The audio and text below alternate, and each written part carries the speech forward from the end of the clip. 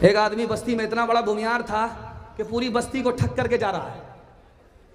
तो बेटा सबको बैठा करके बोलता है, बेटा मैं तो दुनिया के लोगों का पैसा मार करके ऊपर जा रहा हूं, लेकिन मेरे जनाजे पर जब तुम रोगे तो पैसा वाला तुमको पकड़ेगा कि बेटा हो पैसा देना होगा, तुम्हारा बाप मेरा पैसा मार करके गया है, पैसा तुमको देना पड़ेगा। तो बेटा कहता, अब्बा तुम तो मुसीबत से निकल रहे हो, हम तो मुसीबत में फंस रहे थे। कह रहे मैं बहुत बड़ा ठग हूं, तुमको भी बचाऊंगा, मैं भी बच करके निकल रहा हूं। तो बेटा सबसे कहा कि जब मेरे जनाजे पर बैठना रोना तो कोई पूछेगा कि तुम कौन हो तो कहना मेरा यार जा रहा है, ये मत बोलना कि बेटा है, वरना पैसा देना पड़ेगा। दूसरा बेटा बोला कि अब्बा मैं क्या बोलूंगा, मैं रोऊंगा, जनाजे पर लोग पकड़ लेंगे। तो कहा कि बेटा जब कोई तुमसे पूछे मेरे जनाजे पर रोते हुए तो ये मत कहना मैं बेटा हूं, ये कहना मेरा दिलदार जा रहा है। एक मुसलमान बगल में सुन रहा था, उसने हाथ उठा करके कहा, खुदा खबरदार रहना, भूमियार जा रहा है, तुमको भी ठग लेगा। हजरत उमर रजी अल्लाह ताला अन्हु जलसे से खिताब कर रहे थे, सामाईन थे, बैठे हुए लोग थे। कहा कि मेरा एक सवाल है, जवाब दो, उसको इनाम मिलेगा। इस मजमे में जाहिल कौन है? किसी के पास जवाब नहीं। इस मजमे में कौन जाहिल है बता दे। तो दूर से एक जवान खड़ा हुआ और करीब आकर के बोला कि हजरत इजाजत दीजिए मैं जवाब देता हूं। कहा कि बेटा जवाब दो, इस मजमे में जाहिल कौन है? कहा जो अपनी दुनिया बनाए अपनी आखिरत बर्बाद करे, ये जाहिल का। सुभान अल्लाह, वाह रे बेटा। हम लोग क्या समझते हैं, जो अंगूठा टेक है, पढ़ा लिखा नहीं है, वो जाहिल है। जाहिल उसको नहीं कहते, इस्लाम में जाहिल उसको कहते हैं जो अपनी दुनिया बनाए अपनी आखिरत बर्बाद करे, ये जाहिल है। तो हजरत उमर ने कहा, वाह रे बेटा, बहुत अच्छा जवाब दिया। दूसरे सवाल का जवाब दो, इस मजमे में सबसे बड़ा जाहिल कौन है? जो जाहिलों का बाप है, महाजाहिल है, कौन है? तो वो जवान हाथ खड़े करके कहता, या अमीर अल मोमिनीन, पता नहीं, आप ही बता दीजिए। तो हजरत उमर ने कहा, कान खोल करके सुन लो, इस मजमे में सबसे बड़ा जाहिल कौन है? जो दूसरे की दुनिया बनाए अपनी आखिरत बर्बाद करे, ये दुनिया का सबसे बड़ा जाहिल है। जिस दिन लड़का की शादी होगी तो देखेंगे लाल कुर्सी पर बैठता है, और बैठता कैसे है आपको हैरत होगी, मुंह पर रुमाल, पता नहीं किससे पर्दा कर रहा है, मुंह में जबान है फिर भी नहीं बोलता है, चूंकि पूरा घोटाला करके बैठा हुआ है। उसका बाप इधर बैठा हुआ है। लड़की के बाप ने कहा कि समधी बेटा आपका, बेटी हमारी, अंदर से कोई डिमांड तो नहीं है? तो कहता, अस्तगफिरुल्लाह ला हौला वला कुव्वता इल्ला बिल्लाह। समधी कैसी बात करते, मैं हाजी आदमी हूं, मक्का से आया हूं, अल्लाह ने सब कुछ दे रखा है, अपने लिए मैं नहीं मांगता, अगर 4 चक्का दे दीजिएगा तो आप ही की बेटी आएगी और जाएगी। सुभान अल्लाह।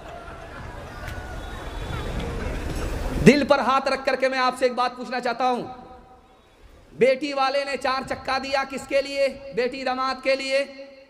बेटी वाले ने 5 लाख रुपया दिया किसके लिए? बेटी दामाद के लिए। बेटी वाले ने भैंस दिया किसके लिए? बेटी दामाद के लिए। इस बेटी दामाद को सब कुछ मिला, इस बानर बाप को क्या मिला? नाना की हुंडी। ये दूसरे की दुनिया बना रहा है, अपनी आखिरत बर्बाद कर रहा है। कितना बड़ा जाहिल है, दुनिया में इससे बड़ा जाहिल कोई हो नहीं सकता। ओ दुनिया वालों छोड़ दो आदत जहेज की, अच्छी नहीं ये रीत रिवायत जहेज की, सबसे बड़ा जहेज है ऐ दोस्तों दुल्हन, फिर इसके बाद कुछ नहीं कीमत जहेज की। अंधेरी रात का मंजर बदल सको तो चलो, चराग बन के जो महफिल में जल सको तो चलो, लिबास जिस्म बदलने से कुछ नहीं होगा, लिबास जिस्म बदलने से कुछ नहीं होगा, किसी गरीब की किस्मत बदल सको तो चलो, किसी गरीब की किस्मत बदल सको तो चलो। शौहर का इंतकाल हो गया तो बीवी सराहने रो रही है, सर पीट रही है, सीना पीट रही है, कह रही है अरे गाड़ी छोड़ करके मरा है, कौन चलाएगा। तो देवर आ गया सामने कि भाभी आप परेशान क्यों होते, हम चलाएंगे। औरत ने सीना पीट करके कहा कि मेरा शौहर दुकान छोड़ करके मरा है, कौन चलाएगा। वो लालची देवर फिर आया, कहा कि भाभी आप परेशान क्यों होती हैं, दुकान चलाना मेरा काम। उस औरत ने सर पीट करके कहा कि मेरा शौहर 10 लाख रुपए कर्ज लेकर के मरा है, कौन अदा करेगा। ये चुप हो गया, सख्ते में चला गया, बोल ही नहीं रहा। उसके बाद लोगों से कहता हर बार हम ही बोलेंगे, आप लोग कब बोलिएगा, जब मेरा जनाजा उठेगा तब बोलिएगा। बादशाह ने वजीर से कहा कि जाओ नौगछिया सब्जी लेकर के आओ, जो सबसे अच्छी सब्जी है वो लेकर के आओ। तो वजीर गया, बैगन लेकर के आया। तो बादशाह ने कहा ये बैगन सबसे अच्छी सब्जी है। कहा हाँ हुजूर, इसीलिए तो अल्लाह ताला ने उसके सर पर ताज रखा है, वो जो घुंडी है डंडी है उसको ताज बताया। अब जब बादशाह खाने लगा 1 हफ्ता बैगन तो उसको खुजली होगी। अब खुजलाते खुजलाते उसकी नींद हराम। तो वजीर को बुला करके कहा अरे कमबख्त कहीं के, तुमने कहा कि सबसे अच्छी सब्जी है, इससे बुरी सब्जी तो दुनिया में कोई हो ही नहीं सकती। तो वजीर कहता हुजूर आप बिल्कुल सही करें, इसलिए तो अल्लाह ताला ने उसके सर पर कील ठोक दिया। वो जो घुंडी है डंडी है उसको कील बताया। तो बादशाह ने कहा अरे कमबख्त, इससे पहले तुमने उसकी तारीफ किया तो कहा कि सर पर ताज है, अब तुम उसकी बुराई करते हो तो कहते हैं कि उसके सर पर कील है। कहा हुजूर हम बैगन के ताबे नहीं, हम तो आपके ताबे। आपको अच्छी लगेगी तो तारीफ करेंगे, आपको बुरी लगेगी तो बुराई करेंगे। हाथ उठाइए, वादा कीजिए नबी के दीन के ताबे होंगे, नबी की सुन्नत को ढूंढ ढूंढ करके जिंदा करेंगे। हाथ उठा दीजिए इंशाअल्लाह। अपने आमाल बद थे जिल्लत मिली, अपने आमाल बद थे जिल्लत मिली, हमको दुनिया से कोई शिकायत नहीं, तेरी रहमत के साए में सब जीते हैं, कौन है जिस पे तेरी इनायत नहीं। मेरे अल्लाह ईमान सलामत रहे, मेरे दिल में कोई और हसरत नहीं, आदमी कैसे अख्तर वो कहलाएगा, आदमी में अगर आदमियत नहीं, आदमी कैसे अख्तर वो कहलाएगा। कुरान की शान में गुस्ताखी क्या है? कुरान की शान में पहली गुस्ताखी, ये बहुत पुराना हो चुका, अब इसकी ज़रूरत नहीं है। कुरान की शान में दूसरी गुस्ताखी, कुरान का दुनिया में कोई फ़ायदा ही नहीं है। अगर कोई ऐसी गुस्ताखी करता है तो इस्लाम में उसका आखिरी दिन होगा, ईमान से निकल जाएगा। हाफिज़ कुरान की शान में गुस्ताखी दिखाने के लिए जा रहा हूँ। हाफिज़ कुरान की शान में गुस्ताखी, पहली गुस्ताखी, तोते की तरह रटने से क्या फ़ायदा। पहली गुस्ताखी, हाफिज बन करके क्या करोगे। हाफिज की शान में दूसरी गुस्ताखी, 2 साल लग गए तुम्हारे बच्चे को 15 पारे हाफिज करने में, मुकम्मल कुरान कराओगे तो 4 साल लगेंगे। 2 साल बर्बाद हो गए 15 पारे के चक्कर में, 4 साल बर्बाद हो जाएंगे कुरान ख़त्म करने के चक्कर में। हाफिज कुरान की शान में गुस्ताखी, इस गुस्ताखी का नतीजा ये होगा कि हाफिज कुरान की शफाअत से वो गुस्ताख महरूम हो जाएगा। दुनिया की सबसे बड़ी दौलत, आखिरत की सबसे बड़ी दौलत क्या है? एक नवाब रईस गवर्नर मदरसे में आया तो उसने देखा कि दूर तर दरसगाह है, बच्चे छोटे छोटे कुरान पढ़ रहे हैं। उन्होंने देखा कि कुरान इतना बड़ा और हाफिज कुरान बच्चे का सीना छोटा, इतना बड़ा कुरान इतने बड़े छोटे सीने में कैसे आ गया? उसको हैरत हुई। उसने 10,000 अशरफी उस्ताद को देकर के कहा कि सुभान अल्लाह, इसको कबूल कर लीजिए। तो उस्ताद कहता है कि मैंने कौन सा कारनामा किया है कि इतनी बड़ी दौलत आपने दे दी? तो उस नवाब ने कहा मेरा पैसा वापस करो और मदरसा से 9-11 हो जाओ, तुम एक नंबर के दुनियादार हो। अरे कुरान की खिदमत पर, कुरान की सआदत पर मैंने तुम्हें 10,000 दिए हैं, दुनिया की दौलत नहीं दी, सिर्फ 10,000 दिया है। और तुम्हें पता नहीं कि कुरान की दौलत के मुकाबले में कुछ भी नहीं है। पूरी दुनिया दे दी जाए, कुरान की दौलत से बढ़कर के कोई दौलत नहीं है। एक मोटा आदमी, पेट बाहर और कमर पीछे, जब वो चलता था तो ऐसा लगता कि भैंस आ रही है। खाते खाते उसका न पेट फटता है न पेट भरता है। कुरान का हाफिज हो गया, फिर भूल गया।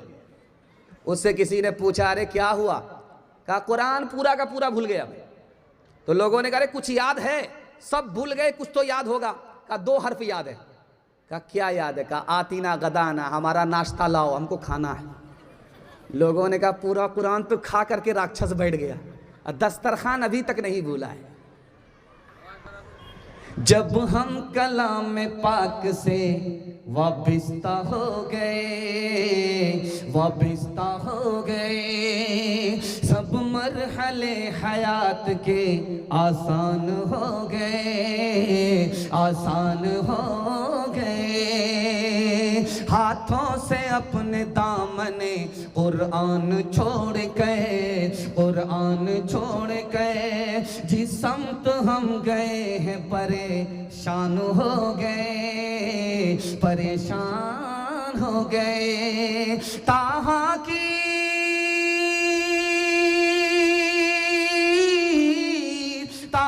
की आयतों पे जो नजरे उमर पड़ी, एक लख्त कलमा पढ़ के मुसलमान हो गए, मुसलमान हो गए। आप सर्कस देखते होंगे तो सर्कस में देखेंगे कि एक आदमी आएगा स्टेज पे, 100 का नोट लेकर के वो बोलेगा ये कितने का नोट है? तो लोग कहते हैं कि 100 का नोट है। तो वो अपनी जेब में डालता है और उसके बाद कहता है कि अब जेब टटोलो, नोट गायब हो गया। इधर से ताली बज गई, उधर से ताली बज गई, इधर से ताली बज गई, उधर से ताली बज गई। वाह रे करतब, वाह रे कारनामा। अभी 100 का नोट जेब में डाला और गायब कर दिया। तो एक आदमी बोला कि ये कोई बड़ी बात नहीं, ये काम तो रोजाना मेरी बीवी घर के अंदर करती है। मैं कुर्ता उतार करके रखता और एक एक नोट एक एक करके गायब होने लगता। तू बदियां ला दे बैल भरे जो पूरब पश्चिम जाएगा, या सूद बढ़ा कर लाएगा या टोटा घाटा पाएगा।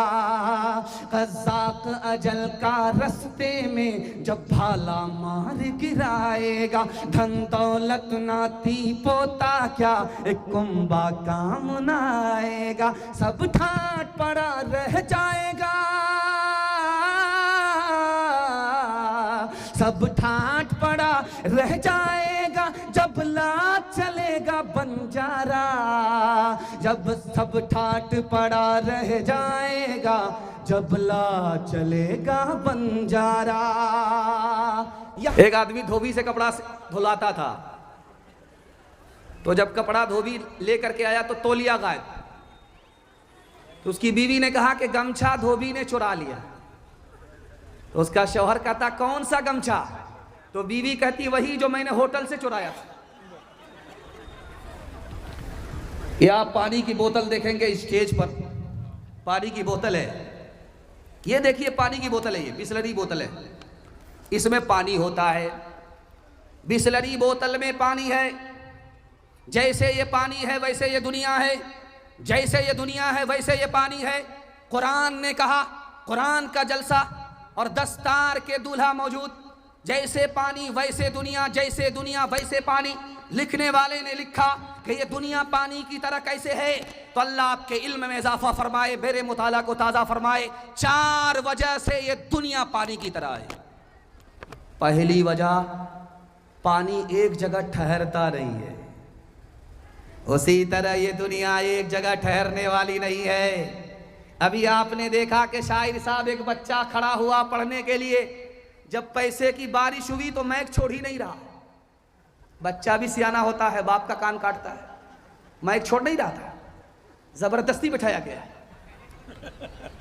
तो अब देखिए कि वो पैसा जो स्टेज वाले की जेब में था, बच्चे की आवाज का जादू देखिए, वो जेब से निकला, बच्चे के हाथ में आया, एक जगह से दुनिया निकली दूसरे के हाथ में।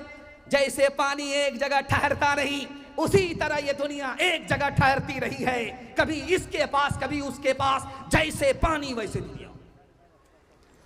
और दूसरी वजह, जो पानी में घुसता है वो भीग जाता है। पानी में घुसेगा बदन भीग जाएगा, पानी में घुसेगा कपड़ा भीग जाएगा, पानी में घुसेगा वो भीग जाएगा। इसी तरह दुनिया है, जो दुनिया में घुसेगा दुनिया की मोहब्बत उसके दिल में घुस जाएगी। जैसे ये दुनिया है वैसे ये पानी है। तीसरे नमूने को बहुत ध्यान से सुनिएगा। जब पानी ज्यादा आता है सैलाब आता है, और सैलाब जब ज्यादा आता है तो जहान तबाह हो जाता है, बस्ती बह जाती है, बस्ती के लोग बह जाते हैं। पानी ज्यादा हो जहान बह जाता है, जब माल ज्यादा होता है तो ईमान बह जाता है, आखिरत तबाह हो जाती है। आखिरी बात बताने के लिए जा रहा हूं, इस पानी को आप क्यों पीते हैं? इसका रंग अच्छा है, इसका मजा अच्छा है, इसकी बू अच्छी है। 3 क्वालिटी है पानी के अंदर। पानी का रंग अच्छा, पानी का मजा अच्छा, पानी की बू अच्छी, तो पानी पाक है, पाक करता है। आप वजू करेंगे वजू हो जाएगा, गुस्ल करेंगे गुस्ल हो जाएगा। अगर रंग बू मजा बदल गया तो पानी नापाक हो जाएगा, इसको पी नहीं सकते, इससे वजू कर नहीं सकते। ठीक ऐसे ही दुनिया है, अगर आपके पास हलाल है तो दीन भी आबाद है, दुनिया भी आबाद है। अगर हलाल के साथ हराम मिल गया तो दीन दुनिया दोनों तबाह। एक आदमी जलसा सुनने के लिए आया, एक तरफ दाढ़ी एक तरफ सफाचट है, छोटी छोटी दाढ़ी, छोटी छोटी दाढ़ी एक तरफ रखी है, एक तरफ मोरा पूरा सफाचट है, फुटबॉल का मैदान है। रात में बच्चा घबरा जाता है कि अम्मा है कि अब्बा है। तो हजरत ने कहा, अरे कैसी दाढ़ी रखी है? तो खफा होकर के कहता कि हजरत छोटी हो या बड़ी हो आखिर तो दाढ़ी है। हजरत को समझ में आ गया कि रांची से आया है, हाफ नहीं पूरा पैदल है। तो हजरत ने कहा कि अगर किसी के पास 1 करोड़ रुपया हो, कहा कि वो मालदार है। कहा अगर किसी के पास 1 लाख रुपया हो, तो कहा कि मालदार है। कहा कि अगर किसी के पास 1 रुपया हो, कहा हजरत वो तो फकीर है, कहेगा मालदार होगा। कहा कि देखो पैसा बढ़ा तो मालदार, पैसा घटा तो फकीर। अरे तुम छोटी छोटी दाढ़ी रख करके नबी का आशिक कैसे हो सकता है, नबी की सुन्नत पर कैसे अमल कर सकता है? हाथ उठाइए, वादा कीजिए दाढ़ी रखेंगे, नबी की सुन्नत को जिंदा करेंगे, मगर बीवी से पूछ करके हाथ उठा दीजिए इंशाअल्लाह। खैर माशाअल्लाह, मैं आपको पहुंचा ही दूंगा और आप लोग को ईदगाह नहीं लेकर के जाऊंगा, सीधा कब्रिस्तान, उसके बाद जनाजा ही बाकी रहेगा। जैसा आपका दाल चावल वैसा मेरा फातिहा। जॉर्ज बर्नार्ड शॉ अमेरिका का अफसाना निगार, उसने 2 जुमले मुसलमानों के बारे में कहा। पहला जुमला उसने कहा कि इस्लाम सबसे अच्छा मजहब है। दूसरा जुमला उसने कहा कि मुसलमान सबसे बुरे हैं, मुसलमान सबसे बुरा, इस्लाम सबसे अच्छा, इस्लाम सबसे अच्छा, मुसलमान सबसे बुरे। हैरत हुई कि ये दोगली बात है, एक तरफ तुम तारीफ कर रहे हो, दूसरी तरफ तौहीन कर रहे हो। उसने कितना प्यारा जवाब दिया है, मुसलमान को आईना दिखाया कि मुसलमान नबी के दीन को छोड़ करके कितनी पस्ती में पहुंचा हुआ है, जिल्लत के गड्ढे में पहुंच चुका है। उसने कहा कि इस्लाम सबसे अच्छा मजहब है, चूंकि कुरान अल्लाह का मुसलमानों के पास है, इस्लाम सबसे अच्छा मजहब है। किसी के पास अल्लाह का कलाम नहीं, अल्लाह की किताब है। अल्लाह का कलाम किसी के पास नहीं, सिर्फ मुसलमान के पास है। ईसाइयों के पास अल्लाह की किताब, यहूदियों के पास अल्लाह की किताब, यहूदियों के पास अल्लाह की किताब, ईसाइयों के पास अल्लाह की किताब, मगर अल्लाह का कलाम मुसलमानों के पास कुरान। सुभान अल्लाह। लेकिन कुरान से जितना दूर मुसलमान है कोई नहीं, कुरान पर अमल नहीं मुसलमानों का, कुरान से दूर मुसलमान। इस्लाम सबसे अच्छा मजहब है, मुसलमान सबसे बुरे। ये 26 जनवरी आ रहा है। अच्छा, ये मदरसा जो इसमें हम लोग जलसा सुन रहे हैं, 1945 में बना। हैरत की बात है, 1947 में मुल्क आज़ाद हुआ है, आज़ादी से पहले का मदरसा है, और जितना पुराना है उतना नया है। अल्लाह इस मदरसे को कुरान से, ईमान से आबाद फरमाए, मुबारकबाद फरमाए। मुल्क का जब दस्तूर बना, कानून बनाया, तो डॉक्टर अंबेडकर ने लिखा। लिखने के बाद उन्होंने इरादा किया कि मैं मुसलमान बनना चाहता हूँ, कलमा पढ़कर मुसलमान बनना चाहता हूँ। लखनऊ से आलिम आए और दोनों हाथ से इस्लाम पेश किया कि डॉक्टर साहब कलमा पढ़कर मुसलमान हो जाइए। तो डॉक्टर साहब कहते मेरा इरादा बदल गया, मैं इस्लाम का एहतराम करता हूँ लेकिन कलमा पढ़कर मुसलमान नहीं बन सकता। तो हजरत ने पूछा कि डॉक्टर साहब इरादा क्यों बदल गया? तो उन्होंने कितनी बड़ी बात कही है, आपके पैर के नीचे से जमीन निकल जाएगी, कलेजा मुंह को आएगा, खून के आंसू रोएंगे। डॉक्टर साहब ने कहा कि मुझे हिंदुस्तान में 80% मुसलमान शक्ल और लिबास के एतबार से मुसलमान नजर ही नहीं आता, इसलिए मैं इस्लाम का एहतराम करता हूं लेकिन कलमा पढ़कर मुसलमान नहीं बन सकता। हाथ उठाइए, वादा कीजिए अपनी शादी, अपने बेटे की शादी फ्री में करेंगे इंशाअल्लाह। माशाअल्लाह, सब लोग हाथ उठाए, जिनकी शादी होगी वो लोग भी हाथ उठाए। दूसरी और तीसरी के चक्कर में है, बीवी ने हाथ देख लिया, जब जलसा सुन करके घर जाएंगे तो मोटा बड़ा डराम होगा, उसी में रातों रात पैक कर देगी, सीधे क़यामत में उठे। जवानों के हवाले से पैगाम, बड़ा खूबसूरत जलसा है, दिल खुश हो गया। इतनी बड़ी तादाद, ऐसा लग रहा है कि जलसा नहीं है, इज्तिमा है। लगता है कि 2-4 महीने से तैयारी हो रही है। क्या खुलूस, क्या मोहब्बत लेकर के आप लोग आए। दिल से दुआ करता हूं अल्लाह आपके जवान बेटे को दिन दुनी रात चौगुनी तरक्की से अल्लाह माला माल फरमाए। यहां से लेकर के वहां तक हमारे जवान सुनने के लिए तैयार, जोश के साथ हाथ उठाइए इंशाअल्लाह। बूढ़े लोग गलती से हाथ मत उठाइएगा, बूढ़े लोग हाथ मत उठाइएगा। आप लोग सीधा जन्नत में जाकर के जवान होंगे, हूर से आपका जरूर निकाह होगा, लेकिन यहां कोई चांस ही नहीं।